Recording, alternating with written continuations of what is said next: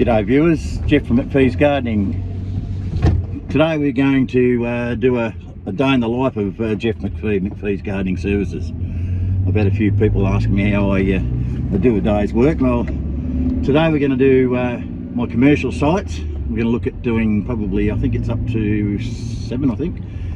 And it's a nice little learner for today. I really like doing that, sitting on my bum on the ride-on and a little bit of whipper-stipping and a bit of hand mowing, but generally a lovely day.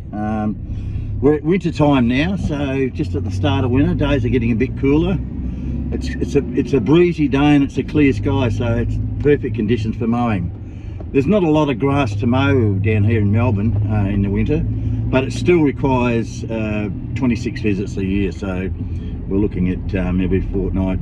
So we've got a good little setup with these commercials. A little bit about myself. I think I might have explained in my first video, I've been in the business for over 35 years now, and I'm 67 and probably looking at retirement in the next few years.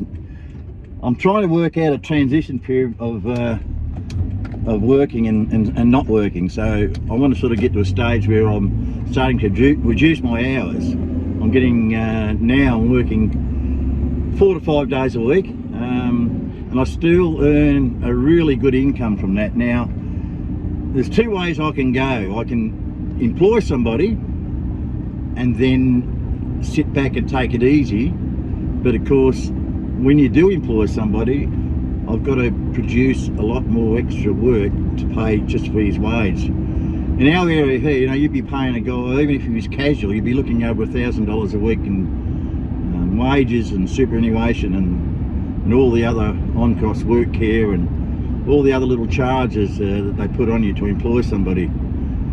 So that alone would add up to nearly $1,000. So I've got to get $1,000 into work, and I'm no better off to what I was. What it is though, I guess if I was starting out or I was young and the business was humming along, employing people would be an advantage. Obviously I can make some good coin out of that, but I've done all right being on my own all these years, and I don't think I will go down that track. So what I've got to do is look at not taking on extra work, which I'm a sucker for. Like I always take on extra work, but I'm utilising my existing clients, and I've mentioned in previous videos that one client can be so much work for you over the year by upselling all your services. So we're not just a mow only guy. And I'll explain that through the day when you see some of my sites, the amount of work that I've got coming up. So we'll have a look at that later on.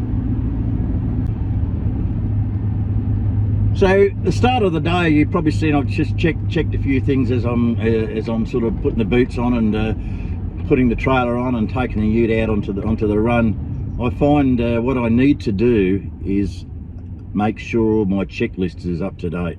So the night before is when all the checking's done. The batteries are charged, the fuel's loaded into all the machines, everything's started, everything's clean, filters, and we look at having a system where everything is all ready to go.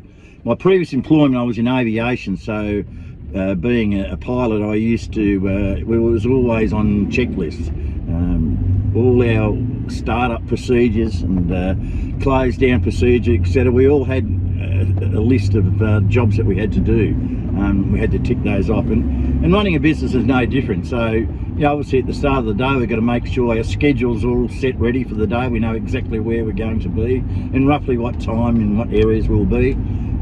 All the equipment's all ready to go, what equipment's needed for the day. So all that's worked out the day before. So when you get up in the morning, have your breakfast, cup of coffee, jump on your truck or ute or car or trailer, whatever you got, and away you go. So, but preparation is the secret for a good day out. All right, now just a little side note. I like to thank everybody for the support that I've received from my channel. Really appreciate that. And a lot of the guys that have done YouTube, as you all know, it is a very time consuming. It's not just a matter of slapping something down on an iPhone or a GoPro or a camera. There's a lot of editing and thought about the subjects and what you're going to talk about. And I take my hat off to everybody that's running the YouTube channels. you know, and I sort of get a bit annoyed when I saw negative comments when people have a go at people for doing things or whatever. You know, if you're that brave, get out and make your own YouTube. So congratulations to the guys that are doing it. I think it's great to share knowledge, and I mean, I get so much knowledge out of other people's YouTubes, and I hope some people get a little bit out of mine as well. We're not doing it for the money, we're not doing it for the fame, it's just I like to share information, and I quite enjoy doing them, and I get inspired by other YouTubers. But yeah, for all the haters out there and all the negative people, look, go away. Like, we're not even interested. I mean, I've had a few of those private messages about you know, I don't know what I'm talking about and blah blah blah, and I know that's happened to a few people, but I just ignore them. They're nothing. Like, they're just you know, they can't even do their own YouTube. So there you go. Anyway, that's enough of all that. Let's get on with the day, and we'll work through our day. We'll on our way, we've got to fuel up. Now, normally I do that at the end of the day, fuel up, but last night the traffic was pretty bad, so all I want to do was get home. So this morning I'll be fueling up the jerry cans, and it's normally a 25-minute ride to the first job, because I live far away. But after that, it's all pretty well within a 10 to 15-minute zone of each site. So today will be a really profitable day, and I've started at 9, and I'll be home by probably 4 o'clock. Depending on the weather, we might get a few showers later on in the day, but I think we should be pretty right. I think the thing is plan your day and work out how far, you know. I like to work to the furthest job and work back in. Try to tighten up your round if you can, if it's possible. I mean, it's not always possible when you're starting out, but the secret is to condense that round, that you're not doing a lot of traveling between jobs.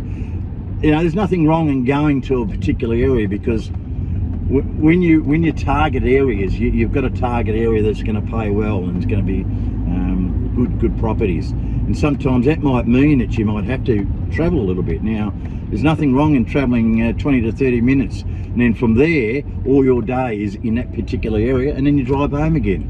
Just similar to doing a 9 to 5 job, going to work, doing all your work, and then coming home. And this is no different. Look, sure, it's lovely to have all your customers around your house, that's great, but in my particular area, it's my services don't appeal to the area that I'm in, because mainly it's semi-rural, and there's a lot of young there's a lot of new houses, a lot of high mortgages. So my area I work is the commercial area and the high-end residential, which the disposable income is not an issue with them. Okay. Well, our petrol at the moment is, I use unleaded, 187.5, so it's not too bad. The other week it was $2.02. During COVID, I think about 18 months ago, we were paying half that price, 99 cents we were paying, and look what we're paying now. So that adds up to the cost of running. So yep, what I'm going to do today is just fill up all my jerry cans, and also the ute. Don't you hate it when you're filling up and the thing dollar sign is spinning twice as fast as the litre sign? When it gets up to 100, 120, 150, you're starting to go, oh my God, when's this thing ever going to fill up? Ah, that's the joys of business.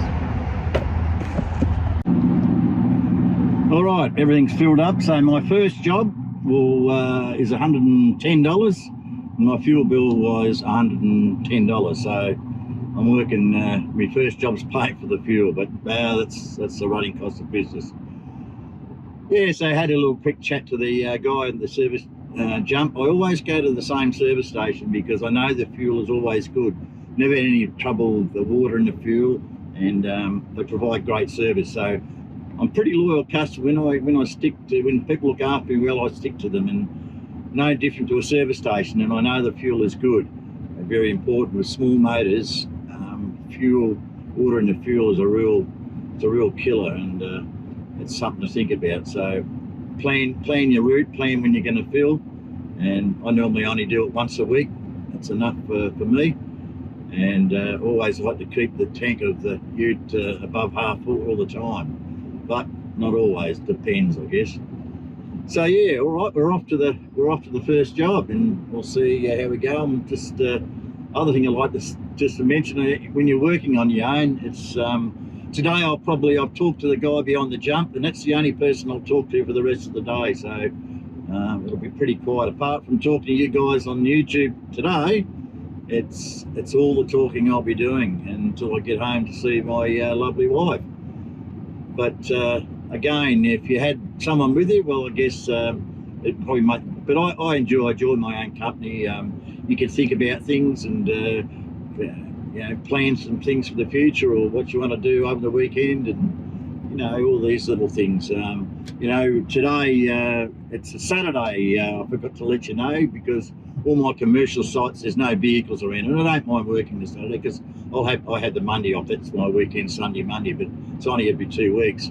So during the day I'll get my grand boys all play basketball, so I always get an update from the daughter to tell me how they're going and what they scored, and how they're progressing through the game. So that takes my mind off working as I'm going along. But no, look, it's all good. I really still love this job. I think I've mentioned many times before, if you don't like this job, get out. It must be a terrible drag to drag your butt through the day and hate doing it.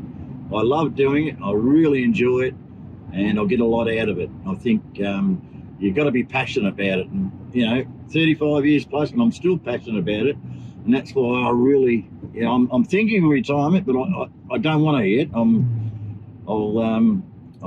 I'll scale down slowly, but I'm quite enjoying what I'm doing at the moment, and it's nice to have the bit of extra cash to splash around as well. Your super and all that. I mean, it's nice, but it certainly doesn't give you the same lifestyle as if you're working. So I'll probably do it. I mean, my health's really good, so I'm very lucky.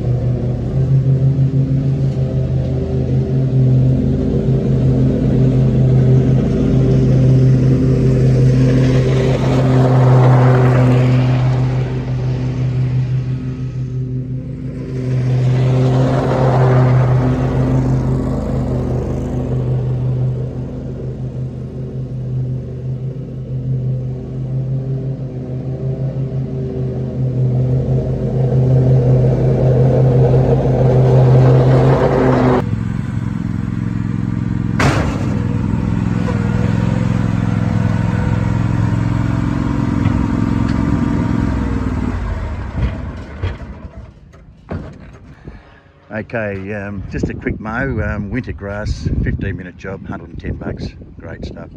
Right, upselling of this, what we're going to do next week, we're going to prune all the carpet roses. Got to make sure, cut them right back. Give the Nandis and the English daisies, we'll cut all them back too. We'll cut them all back, round them off, both sides. So that'll keep us busy for next Saturday.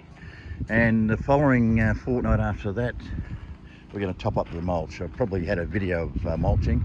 So this is a yearly task, just a top up, check it up.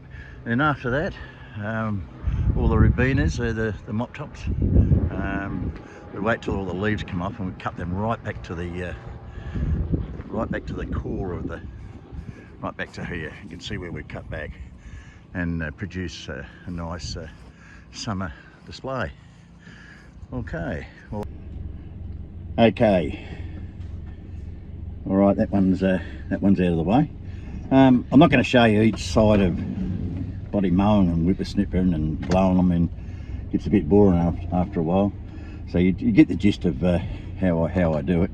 But I will talk through each side as we go quickly, and then wrap up at the end on my day. So it's we've been going an hour and a bit now. So we've done so we 50 minutes we've been working. So we've got 110 and 77. So it's 187. The next one is a small little place associated with this office complex. It's only again 10-minute job. Time I get. It's a hand mow, but I just get the ride on out and just whiz over it. It's not a public area, it's just keep the grass down. So that's a little $77 one, and then we'll go on to the factory after that. So, okay. Right, this one, very quick job. Probably 5 minutes on the ride on and a couple of minutes whipper in, not even that. Upselling this one, it's just prune the diasmus every quarter, just shape them back, make it look tidy, and up the driveway there, just to keep the trees back from the driveway. But that's all there is, just that little bit of grass there. So that's a nice little one. Alrighty, so that's another one down, off to our little factory. A lot of guys around here work on the Saturday mowing. This guy here, I've known him for a while. One thing about our game is to network. Don't treat the other contractors as a threat. Treat them as an asset to you, like information seeking. I mean, if you got into trouble, I mean, they'll help you out. It's a family. So get to know your contractors around you. It's a really good thing to have in the arsenal. Now this guy's, I've helped him out, he's helped me out. One time I had a flat tire and my spare was stuffed, and he provided a spare for me, and I was doing mulching, and he came along and he helped me mulch. Like, that's the sort of people, it's nice to have good backup around you. So networking important, guys. All right, just a small little, well, not a small, nature strip. If you hand mowed it, probably take you half an hour, but we're on the ride on 10 minutes, 15 with whipper. So it just goes to the edge up there, around here. Yeah, it's 132, that one, including GST, that one. So okay.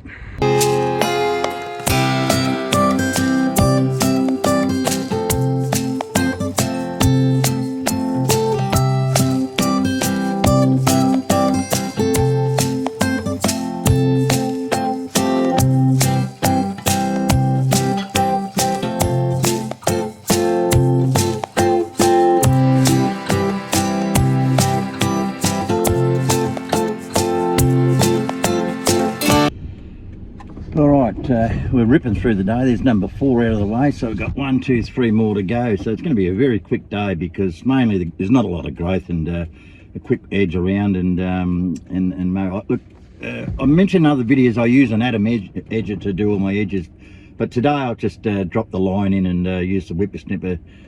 It's been a bit wet, so the only thing with edges that when you're doing them in really wet conditions, so it gets a little bit muddy, so I tend to steer clear of that anyway.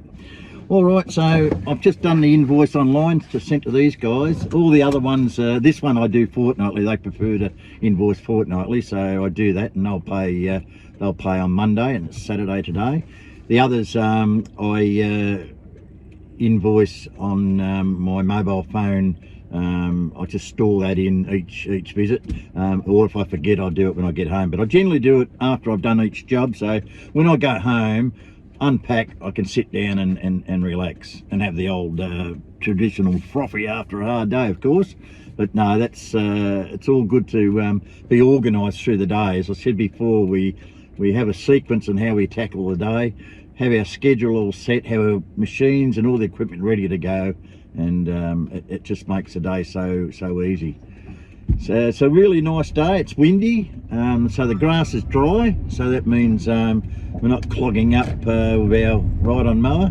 Nothing worse than wet, dewy grass, so couldn't get better conditions, and I guess that's why we're flying through the day. So my total work time today will be probably no more than 4 hours for a probably around about a $1,200 day. So it's not bad. Look, I'm not bragging, I'm not pulling your leg or anything, but it's taken me a while to get these customers. I reckon I spend more time driving around and actually doing the work sometimes, but it's all condensed up in this particular area. It takes me 25 minutes to get here, and from there it's 5-10 minutes away from each site, so it's quite easy. I find it you know, gives you a little bit of a time to hop back in the ute and settle down, and 5 minutes to the next job, so it's good stuff. All right, we've got an office complex, a little nature strip, and another large office complex, and we'll go from there. All right, this site here, this is my biggest site for the day. It takes an hour because I've got to do hand mow this, because they like it being caught, so that this is hand mowed. The outside is right on with all the nature strips, and as I say, it's the longest one of the day. It's an hour's job. The time I hand mow, whip a snip and do the ride on. Certainly a good earner for the day. Quite enjoy this one. This is one where all the cars are stored. I'm not allowed to show you the cars. Fair enough too. I'm not, we spent a lot of money, so it's pretty garden with all that. But yeah, it's nice little one. All right. Okay, so we've got one bar left, so I'll change that. That's after 4 jobs. That's not bad. Who says electric's no good? No, it's all right. And I've got a few spares, so probably won't use them all today, but they're there if I need to. All right, let's keep going.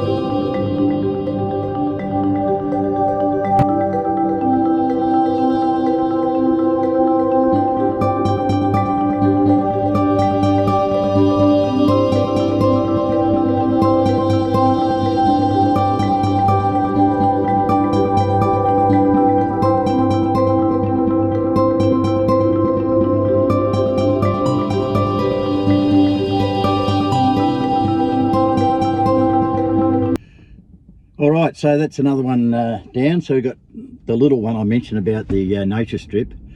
It's 10 minutes away, but it's part of one of my major clients. You know, they bring in about $1,500 a month, and to go and do a nature strip for $77 every 2 weeks, and it's only 10 minutes out of my way, why wouldn't you do it?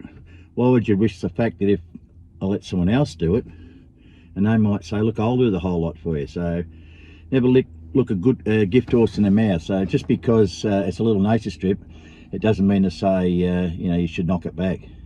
Just one other thing I want to mention, look, yeah, I'm running around with the ride on. I've got all these great big jobs and you know, good salary for the day. If you're newcomer and starting off, don't get put off with this. You know, like we all started from nothing and we gradually built up. But my entire career, and I've mentioned it time and time again, always keep moving and try to seek the best customers you can. When you get yourself busy, you can start getting rid of the ones that are not paying or the ones that are not worth it. Keep chasing the golden clients. Now, I'm really there. I probably never will, because you'll always get someone who'll upset you.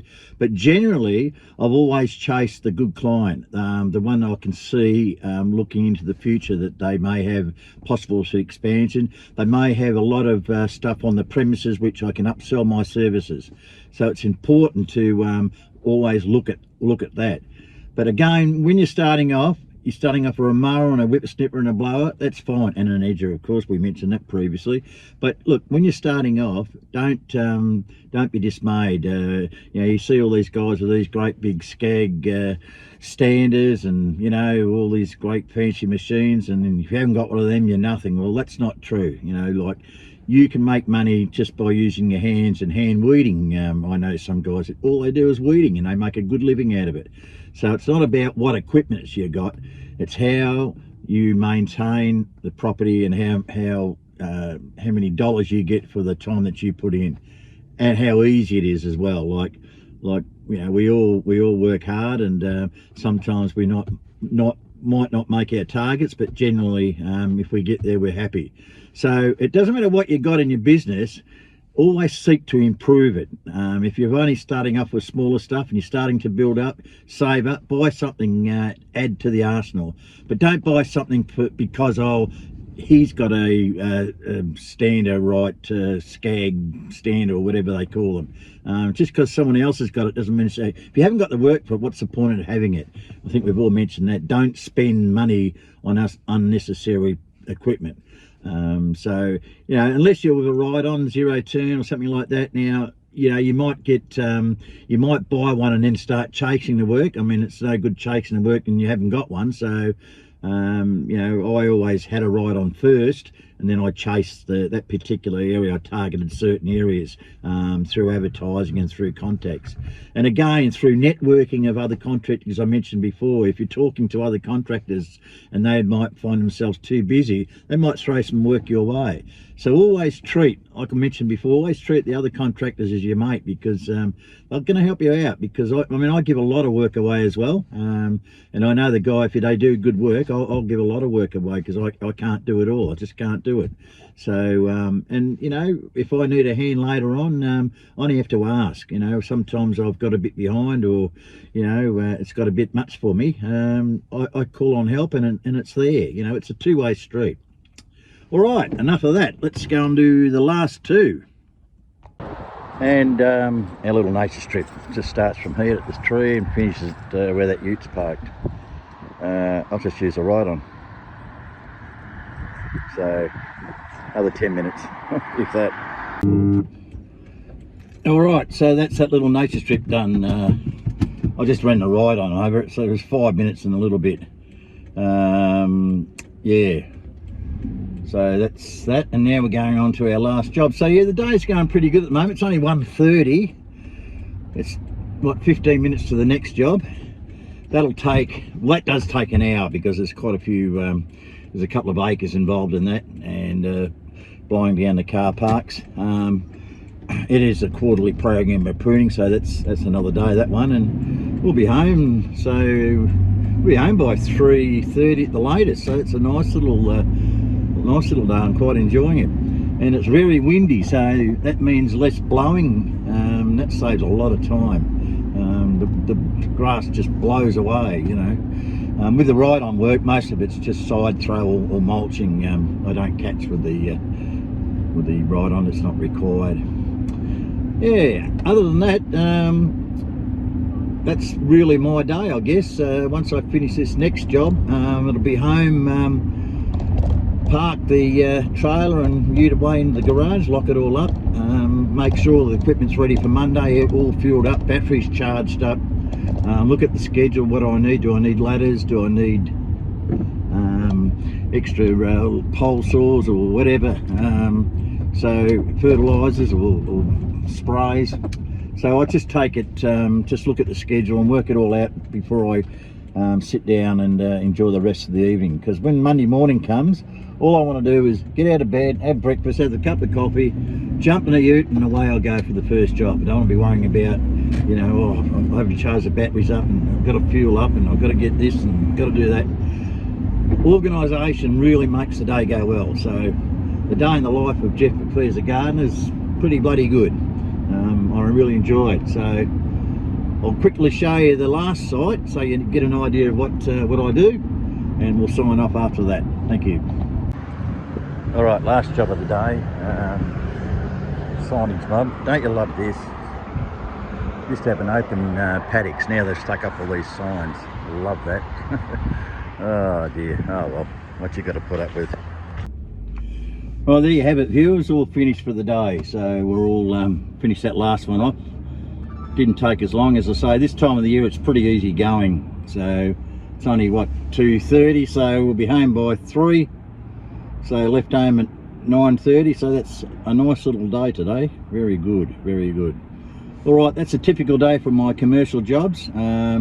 Other days, obviously gardening and that, you know, if you're stuck on the one place, it's a different world. But today, apart from talking to you guys, I've talked to nobody. So it's been a real quiet day today, but never mind. That's the life of a contractor, solar operator. And I think I've decided too that I'm going to keep going. I mentioned before I was thinking about it, but this life's too darn good, you know. So all I got to do is pace myself. I've got enough work. I'm still not staying still. If I see something better, I'll dump something else for it. So always look across the fence and see what's going on there. As I say, the grass is greener, but you know, I've got some really good clients. You know, unless I get something that's going to replace some of them, which I doubt it, but there's always an opportunity that knocks when one door closes, another one opens. As I said, I lost a very good school contract. It was worth quite a bit of money, and that was during COVID, and represented something like 40% of our income. But since I lost them, I had several other doors opening, and that income was replaced, plus some, and less hours of work. So there's always another door to open. Always keep that in mind. Nice to see you, viewers. Please subscribe if you haven't subscribed before. Sorry it's been a long video. It's my longest one. I didn't intend to go this long, but putting it all together, it's certainly a long one. But anyway, I'll make sure the next one's a lot shorter. See you guys.